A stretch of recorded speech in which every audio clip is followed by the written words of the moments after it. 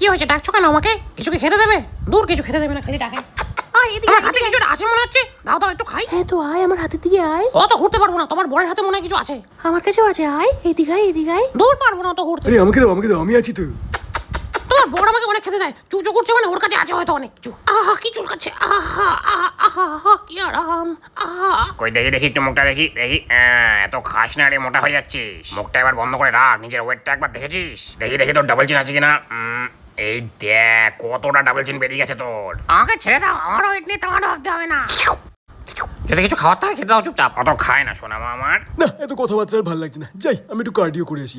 1 2 3 4 এই দাঁড়া, তোর পিছে কামড়ে দেবো। কি কামড়ে দিবি? এই না না দাদা, ভুল করে মুখ থেকে বেরিয়ে গেছে। এক্ষুনি কেলানি খেয়ে যাচ্ছিলাম, বেঁচে গেলাম এই যাত্রায়। যা একটু গিয়ে দৌড়াদৌড়ি কর। তার বল আপনি জানতো। আমাকে বাল বলে কোনো লাভ নেই রে, খাবারটা কিন্তু আমি দিই তোদেরকে। এই মুটি, ওকে খিস্তে খাস্তা করিস না, ও খেতে না দিলে কিন্তু খিদে মরবি। কালুর কথা শোন, ও কিন্তু ঠিকই বলছে। এমনিতেও তো আমার ভাগের খাবারটা খেয়ে নিস, আমার শরীরের অবস্থা দেখ, তোর শরীরের অবস্থা দেখ, শালা মুটি।